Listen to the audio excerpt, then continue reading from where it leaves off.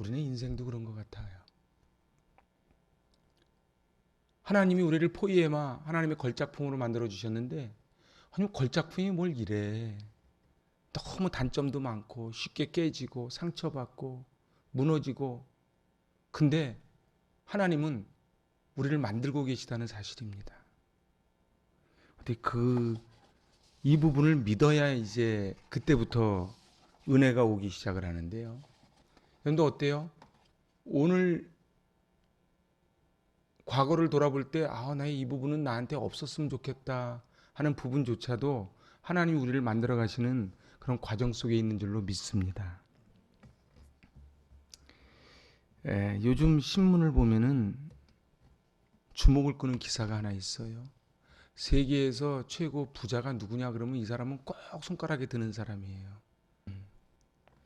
저분이 그 유명한 마이크로소프트를 창업한 빌 게이츠고, 부인은 멀린다 게이츠. 27년 동안의 결혼 생활을 이제 끝내겠다는 이혼 발표를 했어요. 저 엘리제 궁 앞에서 지금 상 받고서 지금 저기 다정하게 지금 찍은 사진입니다. 돈과 명예도 그 행복을 보장해 주지 못한다는 것을 보여주는 것 같아. 꼭 현대인들의 모습 보는 것 같아서 씁쓸한 뒷맛을 남깁니다. 뒤에 들려오는 말로는 그의 전기 작가는 말하기를 결혼 생활에 사랑이 없었다, 행복하지 않았다 이렇게 얘기했대지요. 그리고 스트리퍼를 집으로 초청해서 문란한 사생활을 즐겼다 이런 폭로가 이제 막 이어져 나와요. 여러분, 이 땅에 하나님이 친히 세우신 기관은 딱 둘입니다. 가정과 교회입니다. 가정은 하나님께서 이 땅에 인간 사회의 가장 기초 단위로 세워주셨어요. 그래서 인류라고 하는 것은 이 가정이라는 곳에 뿌리를 두고 번성하면서 발전하고 그리고 행복해하는 것이 이 가정입니다. 그러기에 가정이 무너지면 사회가 무너지고 국가가 무너지고 전체가 다 무너집니다. 날로 난폭해지는 청소년 문제, 가정폭력, 아동학대, 사회의 면을 장식하는 이런 많은 사건 뒤에는 무너진 가정이 있습니다. 사단은 늘 우리 교회와 가정을 끊임없이 공격합니다. 왜냐하면 하나님이 친히 세우셨기 때문에 사단이 친히 무너뜨리고자 하는 것이지요. 사단의 제1목표는 교회와 가정을 무너뜨리는 것입니다. 저 빌 게이츠가 얼마나 우리의 부러움의 대상입니까? 그런데 본인은 행복하지 않다는 거예요. 사단은 오늘도 수단 방법을 가리지 않고 우리의 가정을, 교회를 끊임없이 가라지를 뿌리며 공격합니다. 공격 루트가 얼마나 다양한지 몰라요. 성격 문제, 자녀 문제, 술 문제, 도박 문제, 이성의 문제. 하나님은 피값 주고 세워주신 이 교회와 그리고 주님께서 세워주신 이 가정이 천국을 경험하는 가정, 천국을 경험하는 교회가 되기를 원하시는 줄로 믿습니다. 노벨상을 받은 그 유명한 이 테레사 수녀가 세계 평화를 위해 가장 긴급한 일이 뭐라고 생각하십니까? 노벨상 받는 날 기자가 물어보니까 대답이 이렇게 대답한 거예요.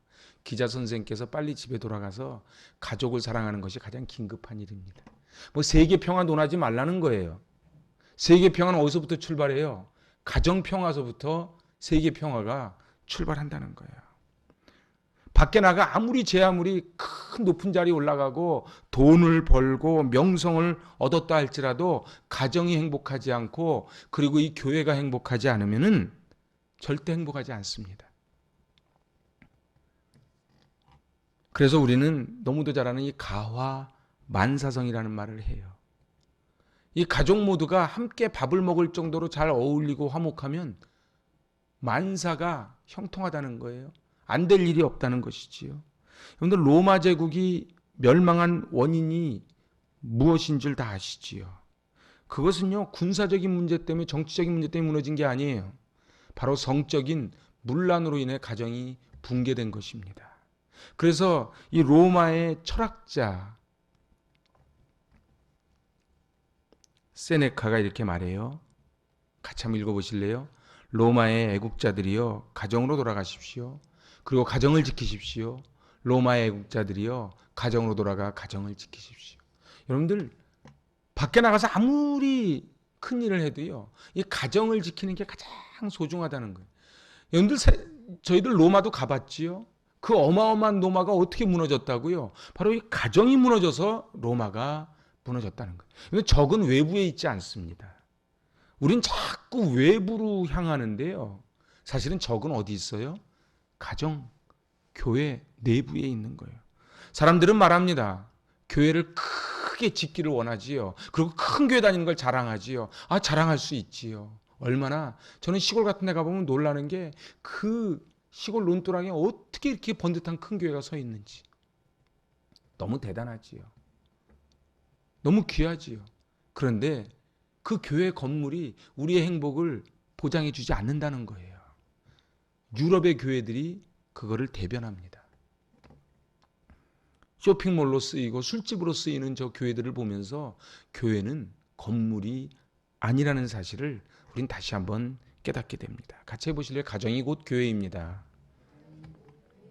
한국 교회는 그동안 회개해야 됩니다. 목회자들이 회개해야 돼요. 가정과 교회를 분리한 거예요. 그래서 주일이면은 교회 와라. 아침부터 저녁까지 열심히 봉사하고 전도잔치하고 부흥해서 그리고 각자 가정으로 돌아가라.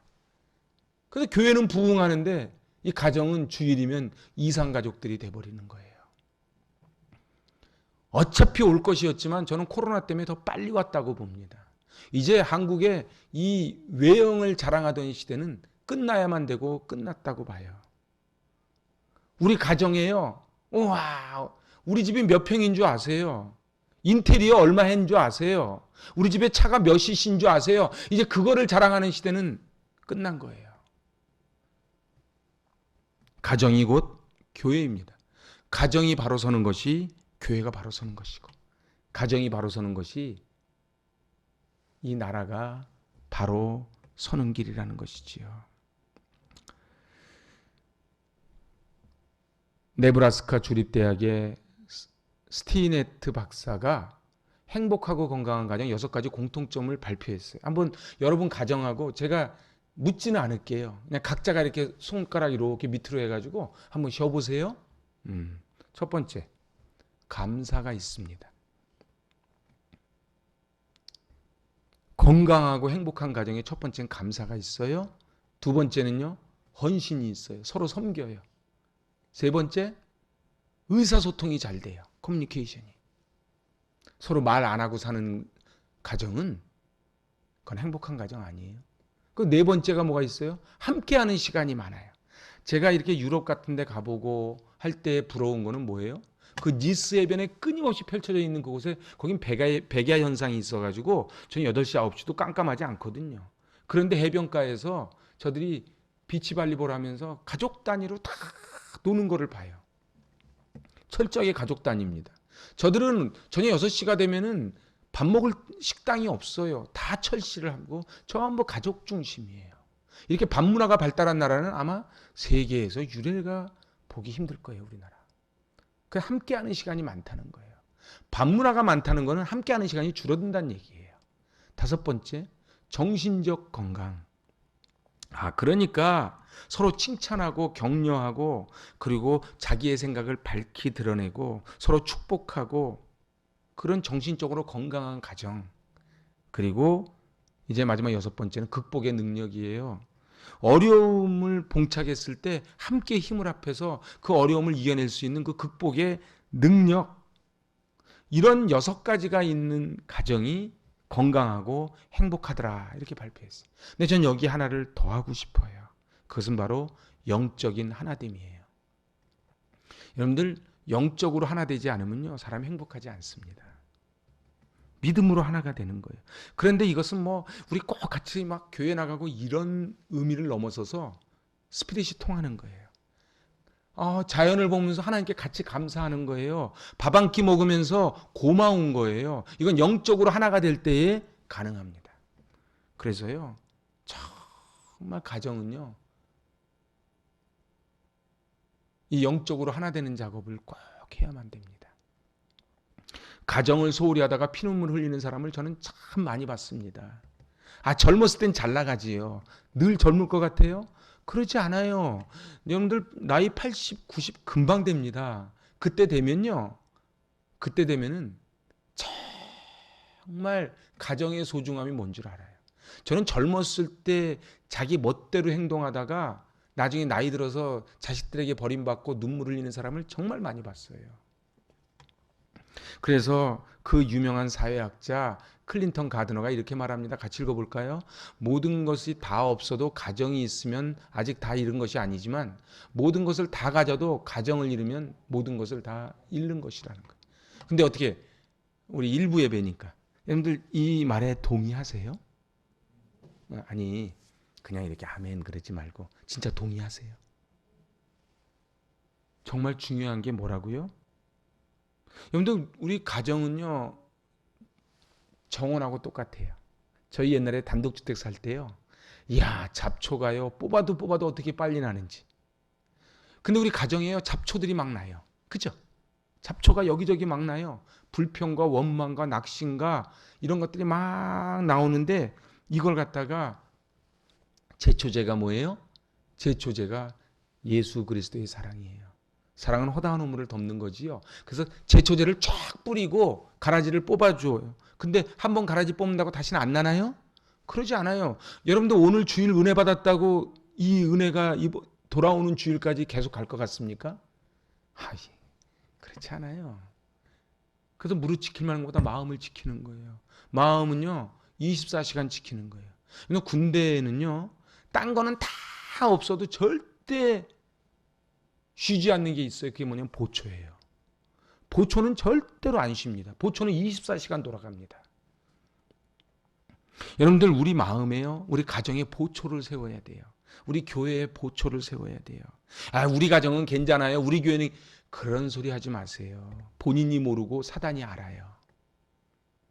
오늘 시편 그 128편에는요. 네 가지 복이 나옵니다. 첫 번째 복이 땀 흘려 일하고 먹을 수 있는 복이에요. 두 번째 복은요. 가족 구성원의 화목과 행복이에요. 세 번째 복은요.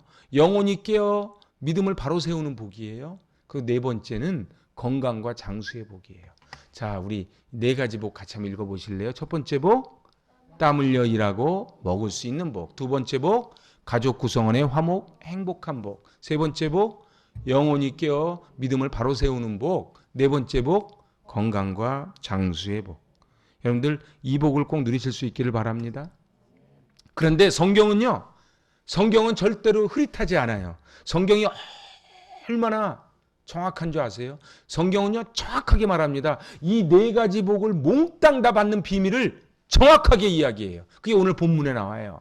여러분들 이 네 가지 복을 누리는 비밀이 뭐예요? 같이 해보실래요? 하나님을 경외하는 것. 하나님을 경외하는 게 이 네 가지 복을 누리는 비밀이다. 이렇게 성경은 이야기해요. 오늘 1절 같이 읽어보실래요? 여호와를 경외하며 그의 길을 걷는 자마다 복이 있도다. 아멘. 하나님 여호와를 경외한다는 게 무슨 뜻이에요? 제가 한번 여러분에게 여쭤볼게요. 여호와를 경외한대. 하나님 저 경외합니다. 그러면 여호와를 경외한다는 게 다른 말로 표현하면 무슨 뜻일까요? 어떻게 하는 게 여호와를 경외하는 거예요? 자식이요. 나 부모님 존경합니다. 그러면 어떤 게 부모님 존경하는 거예요? 용돈 줄 때만? 하나님 경외하는 거예요? 하나님이 복 주실 때만? 하나님이 나를 힘들게 하면 하나님 원망하고. 그건 하나님 경외하는 게 아니죠. 하나님을 경외하는 거는요. 바로 왕으로 모시는 거예요. 이게 하나님을 경외하는 거예요. 그러니까 왕. 근데 막 싸우다가요. 왕이 딱 들어오면 어떻게 해요? 우리 사극 보면은 막 다투다가 상감마마 납시오 그러면 계속 떠들어요? 아니면 조용해요? 조용하지. 그게 왕이에요. 왕이 들어왔는데도 아니 가만히 있어봐. 잠깐만 좀 있어봐. 그러고 막 떠들어. 그럼 왕으로 모시는 게 아니지. 가정에 하나님이 왕이에요. 그래서 부부싸움 막 하다가 우리 성경 좀 보고 예배 좀 한번 드리고 부부싸움 합시다. 그러면은 싸움을 잠깐 멈추는 거예요. 이게 왕으로 모시는 거예요. 뭐 계속 싸워야죠. 싸워야 되는데 예배 좀 드리고 싸웠으면 좋겠어. 예배 드렸는데도 나는 너무 억울해서 못 싸워야지. 얼마나 억울하면 예배 드렸는데도 억울하겠어요. 근데 예배 드리고 싸워야 돼. 이게 왕으로 모시. 교회도 마찬가지예요. 아, 목사님 맨날 예배해요. 맞아요. 하나님이 제일 기뻐하는 게 예배거든. 그래서 하나님 기뻐하게 왕으로 모신다는 뜻이에요. 예배가. 여러분 주일이 일주일의 첫 시간이라는 거 아시죠? 그 일주일의 첫 시간을 예배를 드리고 시작한다는 게 무슨 뜻이에요? 하나님을 왕으로 모십니다. 그런 뜻이에요. 근데 11조가 무슨 뜻이에요? 나에게 들어온 재물이 하나님 겁니다. 그래서 첫 것을 드리는 게 11조라 그래요. 첫 시간. 첫 것. 이게 하나님을 왕으로 모시는 거예요. 시편 128편을 한마디로 요약하면 이 얘기예요. 같이 읽어보세요. 여호와를 경외하며 그의 길을 걷는 자가 되어라. 그러면 오늘 내가 이야기한 이 모든 복을 너에게 약속하고 주마. 이게 오늘 128편의 한마디 요약. 그리고 이 시편 128편은 오늘 우리 성시교독했던 시편 1편하고 그대로 연결이 됩니다. 근데 시편 1편, 그 시편 150편을 여는 시편 1편과 이 시편 128편은 그대로 연결이 돼요. 여러분들 행동하지 않고 복만 달라는 거는요, 어린아이 같은 믿음이에요. 애들은 그래요. 그죠? 우리 집에 애기들 어때요? 쥐가 한 게 뭐 있다고? 무슨 자격으로 맨날 요구만 해요? 근데 부모는 어떻게 해요? 주죠. 근데 나이 30대에서도 계속 그러면 어떻게 해요? 애기 때 그럼. 신앙생활도 그래요. 처음에는 하나님 이거 주세요. 그러면 하나님이 구하라 그러면 주실 거예요. 두드리라 열릴 것이다. 그런데 이거를 갖다가 이 신앙생활이 매일 20년, 30년 된데도 맨날 달래.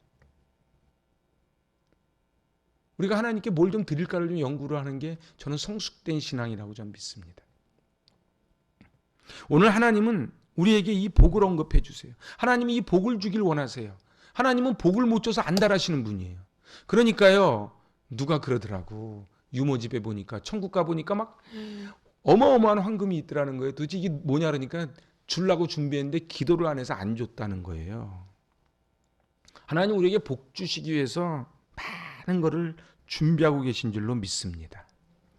그럼 여호와를 경외하며 그의 길을 걷고 행하는 자가 받는 복이 도대체 뭔가? 뭐 다 우리 알았지만 다시 한번 정리를 해보면요. 같이 해보실래요? 손이 수고하는 대로 먹는 복입니다. 저 2절을 표준 세번역으로 봤습니다. 시작. 내 손으로 일한 만큼 내가 먹으니 이것이 복이요 은혜로. 여러분들 일하지 않고 받는 복은요. 그건 복이라 그러지 않아요. 여러분들 인터넷 한번 뒤져보세요. 복권 당첨돼가지고 믿음의 가문을 세웠다는 집 별로 없어요. 여러분들 난 갑자기 일확천금을 얻게 됐다. 그건 복이라 그러지 않아요. 뭐를 복이라 그래요? 일한 만큼 먹는 게 복이에요. 우리 당연하다고 생각합니까? 이건 어떠세요? 여러분들 월급 옛날에는 요즘은 안 그런데 요즘도 그랬으면 좋겠어요. 월급을 봉투로 줬어요. 월급을 다 노란 봉투에 넣어서 줬죠. 그런데 그 봉투를 받으면은 그 감사가 있는 거예요. 그래서 집에 갖다 놓고 이 봉투를 놓고 같이 축복 기도를 하는 거예요. 왜요? 내가 일한 만큼 얻는 거예요. 여러분들 내가 일한 만큼 내 입에 밥 들어간 것을 정말로 복이라고 생각하시는지요? 진짜 그래요? 그래서 쌀밑자는 8팔자가 2번 들어있잖아요. 88번의 수고가 들어간 게 쌀이에요. 그래서 내 입에 밥 들어가는 건 당연한 게 아니에요.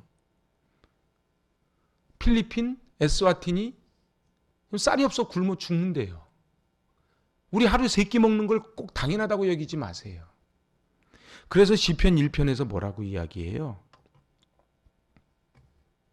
여호와의 율법을 즐거워하는 사람은 시냇가에 심은 나무처럼 시절을 쫓아 과실을 맺는다는 거예요. 제가 그 금요심야 때 기울어진 나무 얘기해드렸죠. 제가 확대해서 여기다 하나 걸어놓을 거예요. 여러분들 그 바위에요. 그 기울어진 소나무가요. 거기가 바로 바닷가거든요. 얼마나 비바람이 치는데요. 이 기울어진 나무가 이러고 서 있는 거예요. 밑에 뿌리를 보니까 뿌리가 꽉 붙잡고 있는 거예요. 여기서 나는 바람 때문에 넘어지는 게 아닙니다. 내 뿌리가 약해서 넘어져요. 별로 아멘을 안 하시는? 내가 자꾸 시험 드는 거요? 저 인간 때문에 시험 드는 게 아니에요. 가정이 안 행복한 거요? 내가 저 인간 만나서 안 행복한 게 아니에요. 내 뿌리가 약해. 제가 이렇게 얘기하면 조금 억울하신가요? 목회요? 저는 말씀과 은혜가 전 뿌리라고 생각해요. 그 시냇가에 심은 나무. 제가 얘기해드렸죠. 이스라엘은요.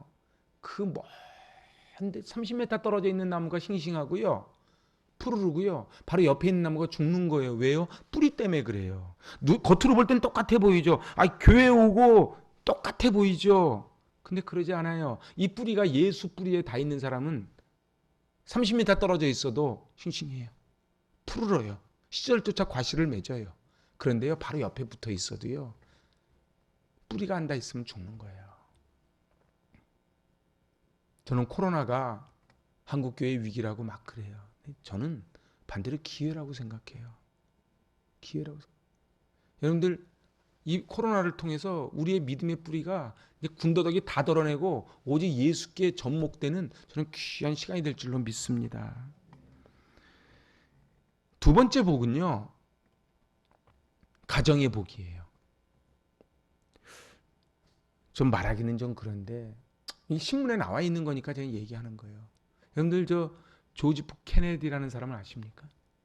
저 조지 F 케네디라는 사람이요, 술 밀매와 헐리우드로 돈을 많이 번 사람이에요. 그래서 이 자식 농사를 너무 잘 져서 자식들이 다 공부를 너무 잘했어요. 똑똑했어요. 천재들이었어요. 큰아들 조지 F 케네디 2세가 2차 세계대전 때 비행기 추락사고로 죽습니다. 둘째 아들이 누구예요? 그 둘째 아들이 바로 존 F 케네디예요. 존 F 케네디가 대통령 되면서요, 그 학교에서 성경을 없앴어요. 그리고 그 십계명, 학교마다 십계명을 다 걸어놨었거든요. 옛날에 미국은요. 그걸 다 띄게 했어요. 신앙의 자유라는 이름으로. 그 인기 있던 저 존 F 케네디, 오스왈드가 쏜 총에 맞아 죽었지요. 셋째 아들 로봇, 제가 일부러 사진은 다 안 올렸어요. 로봇 케네디, 거기도 대통령 후보 나왔다가 호텔에서 암살당해요. 그리고 그 딸은 정신병원으로 유랑합니다. 이 저 존 F 케네디의 큰아들은요, 연방 상원 의원으로 당선돼요. 상원 의원 대단한 거예요. 근데 부인하고 놀러 간다고 쫙 섬으로 놀러 가다가 자기가 운전하던 비행기가 추락해서 죽어요. 자식들이 침몰하는 모습을 보면서 이 아버지 조지 F 케네디, 그러니까 이 할아버지죠, 그렇게 이야기합니다. 술 팔아 남의 가정 파괴시킨 죄값을 내가 이렇게 받는다. 저 사람은 술 밀매로 돈을 버는 거거든요. 그래서 돈 버는 것도 중요하지만 돈을 어떻게 버느냐가 중요해요. 사람은 돈만 있으면 다 행복하다고 생각을 해요. 맞아요. 돈 있으면 행복할 때 좀 도우면 되지요. 그죠? 기왕이면은 좀 그래도 멋있게. 그리고 라면 안 먹고 스테이크 쓸고, 잠도 잘한데 싸구려 여인숙이 아니고 호텔 가서 좀 자고 좋지요. 그런데요, 이 모든 것을 다 가졌어도 그 안에 예수 그리스도의 사랑과 은혜가 없으면요, 다 날아간다는 게 저 조지 F 케네디가 보여주는 거예요. 가정은요, 교회는요, 행복이 움트고 자라는 요람입니다. 그래서 여러분들 우리 아이들 오면요, 꼭 한 번씩 좀 안아주세요. 그 축복해 주세요. 오늘 3절에 이렇게 말씀을 합니다. 같이 읽어볼까요? 내 집 안방에 있는 내 아내는 결실한 포도나무 같으며 내 식탁에 둘러앉은 자식들은 어린 감람나무 같으리로다. 포도는 풍요의 상징입니다. 근데 그냥 포도가 아니고 결실의 포도래요. 포도주는 약이에요. 포도주는 식용이에요. 그래서 우리 포도당 주스 주스가 주사. 포도당 주사 맞지요? 에너지 떨어졌을 때는 포도를 먹는 거예요. 남편과 자녀들에게 생명수를 공급해주고 자양분을 공급해주는 게 아내라는 거예요. 그래서 안방에 있는 아내가 결실한 포도나무 같대. 어떤 자가 여호와를 경외하고 그 길을 걷는 자는 이런 복을 받는다는 거예요. 감람나무 같대요. 이 감람나무는요, 약용으로 쓰이고 식용으로 쓰이고 이스라엘에게는 없어서는 안 되는 게 감람나무입니다. 그래서 제가 그 성경 지리 연구하면서 제가 말씀드렸죠. 이 감람나무 열매에서 나오는 첫 번째 기름을 어디다 쓴다고요? 성전 기름으로 쓴다고요. 그래서 그 예수님이 마지막 돌아가시기 전날 기도한 데가 어디예요? 감람산이에요. 감람산. 그래서 감람 열매는요, 꼭 맷돌 같아요. 맷돌 같은 데도 넣어가지고 짓이기는 거예요. 그래서 예수님이 땀방울이 핏방울에도 짓이긴 거예요. 그러면 거기서 뭐가 나와요? 기름이 뚝뚝뚝뚝 떨어지는 거예요. 근데 첫 번째 기름을 뭘로 쓴다? 성전에 써요. 우리 자녀들이 하나님 앞에 그런 소중한 존재로 쓰임 받겠다는 뜻이에요. 여러분들 가장 소중한 것을 성전에 그리고 가정에 이렇게 드릴 수 있어야 돼요. 자기 아내에게 안 주고 엉뚱한 여자 갖다 주면 이제 사고가 나는 거예요. 그래서 이게 어린 감람나무 같다는 거예요. 또 감람나무의 특징이 뭔지 아세요? 감람나무는요, 그루터기를 확 베버리잖아요. 그래서 싹이 또 나요. 그래서 이렇게 둘러앉았다는 게 정말 감람나무가 이렇게 나거든요. 그래서 어린 감람나무 같다는 뜻의 또 한 가지 뜻은 뭐가 있냐면요, 어떠한 어려움이 와도 굴하지 않고 새순을 돋는 그런 자녀들이 될 거라는 복이에요. 우리 교회에 자라나는 우리 아이들이 이런 어린 감람나무 같은 복을 누리게 될 줄로 믿습니다. 그러면 이제 마지막 세 번째 복이에요. 그건 뭐예요? 믿음의 가문이 세워집니다. 자, 같이 해볼까요? 시작. 믿음의 가문이 세워집니다. 마지막 5절 6절을 제가 이렇게 쭉 앞뒤 자르고 한번 정리해 봤어요. 시작. 너는 평생에 예루살렘의 번영을 보며 내 자식의 자식을 볼지어다. 사랑하는 여러분, 여러분은 왜 사시는지요? 제가 금요시미아 때 여러분의 꿈이 무엇입니까? 그렇게 말씀드렸는데, 꿈이 무엇인지요? 여러분 나이 먹는 게 참 복이라고 생각하시는지요? 아니면 슬프신지요? 제가 오늘 아침에 기독교 방송 트니까 앞으로 이 초고령화 사회에 어떻게 대한민국 목회를 할 것인가를 어느 목사님이 나오셔서 쭉 얘기하시던데, 여러분들 정말 복이 뭔지 아세요? 사람은 늙지 않는 거예요. 왜냐하면 내 다음 세대가 나의 비전과 꿈을 계속 이어나가는 거예요. 그래서 우린 늙지 않는 거예요. 놀라지 말고 들어주세요. 저는 은퇴 안 합니다. 목사님 빨리 가셔야지. 제가 은퇴를 해도 우리 자라나는 우리 아이들이 이 말씀과 꿈과 비전을 가지고 같이 자라날 거예요. 그럼 저는 늙어서 은퇴를 해도 계속 저는 젊음을 이곳에서 유지하는 거예요. 여러분들은 어떠세요? 여러분들 우리 전사님도 기도해 주셨지만 우리 교회학교 선생님들에게 제가 너무 사실 감사함이 커요. 일부 예배 나오는 게 보통이 아니거든요. 근데 아이들을 가르친다는 게 보통 일이 아니에요. 그런데 이걸 아셔야 돼요. 정말 잘 선택하신 거예요. 제가 꿈꾸는 교회는요, 교사를 서로 하겠다 그래가지고 제비뽑기 하는 꿈이에요. 막 서로 왜 저 복을 갖다 저분한테만 주냐고 나한테 막 컴플레인하고, 나는 그런 꿈을 꿔요. 막 목사님이 부탁하면 목사님 이제 올해까지만 할게요. 막 이런 거 말고. 여러분들 아이들 가르치는 게 얼마나 복인 줄 아세요? 하나님이 주신 얼마나 큰 특권인 줄 아세요? 저도 마찬가지예요. 근데 목사가 얼마나 큰 복을 누리는 사람인 줄 아세요? 오늘 저와 여러분이 어른으로서 자식을 본다는 건요, 사도 바울처럼 영적인 자식 그리고 육적인 자식을 얘기해요. 아브라함을 통해서 12지파가 나옵니다. 자, 이제 제가 말씀을 정리하지요. 오늘 이 어린 자녀들이 축복의 미래를 열어가고, 자녀들은 그 부모의 신앙을 보면서 감람나무처럼 요동하지 않고 꼭 필요한 존재로 그렇게 자라나요.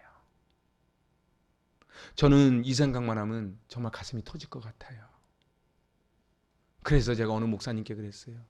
우리 교회는 작지만 결코 작지 않은 교회다. 우리 교회에서 이 자라나는 우리 아이들을 생각하면 가슴이 터질 것 같다. 사랑하는 여러분, 여러분들의 꿈이 무엇입니까? 빌 게이츠처럼 돈 많이 버는 겁니까? 케네디가처럼 자식들 공부 잘하고 대통령 되는 겁니까? 수고한 대로 먹는 복, 하는 일마다 형통하는 복, 서로 나이 들수록 부부 사이가 더 좋아지고, 목회를 하면 할수록, 교회를 오래 다니면 다닐수록 목사님과 성도님들, 또 성도님들 간에 친형제 이상의 사랑을 나누는 복. 그래서 당신 덕분에 내가 천국을 맛본다고 서로에게 고백할 수 있는 그런 복, 그런 복을 꼭 누리는 저 여러분 되시기 바랍니다. 그러기 위해서는 이제 어린아이처럼 맨날 달라 그러는 믿음에서 벗어나서 이제 하나님을 경외해야 돼요. 하나님을 경외하는 게 뭐라고요? 왕으로 모시는 거라고요. 근데 가정이요, 가정에 이거저거 다 해야지요. 놀러도 가야 되고 학원도 보내야 되고 다 해야 되는데 하지 말라는 게 아니에요. 근데 왕으로 모셔야 돼요. 그래서 하나님을 왕으로 모시잖아요. 그럼 나머지 하나님이 다 책임져 주세요. 근데 하나님을 왕으로 모시지 않고 내가 왕이 되려고 그래서 네가 감히 아빠한테, 네가 감히 엄마한테, 그래서 애들을 막 함부로 하면 하나님이 슬퍼하세요. 교회도 그래요. 교회 하나님이 왕이신데, 하나님이 왕이신 나의 하나님, 하나님이 왕이신데 목사가 왕이고 장로가 왕이고 권사가 왕이면 하나님 슬퍼하세요. 오늘 온 가정마다 5월 가정의 달,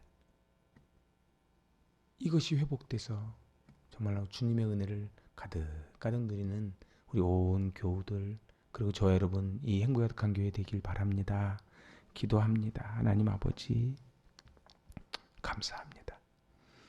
여호와를 경외하며 그의 길을 걷는 것이 이 모든 복의 근원인데, 우리 인간들이 조금 살게 됐다고 그만 교회를 떠나고 가정을 떠나고 저 빌 게이츠처럼 저렇게 살아갑니다. 하나님, 고기를 먹지 못해도 채소만 먹어도 하나님을 왕으로 모시고 사는 그 가정이 복이 있는 가정인 줄로 믿습니다. 저희들 가정마다 복을 주시고 이 교회에 자라나는 우리 아이들에게 복의 복을 더해 주셔서 어린 감람나무처럼 꼭 필요한 존재들 되게 하여 주시고, 어떠한 어려움도 뚫고 나가는 감람나무, 그리고 우리 성도님들 포도나무 같은 결실한 포도나무 같은 복을 허락하여 주시옵소서. 예수님의 이름으로 기도합니다. 아멘.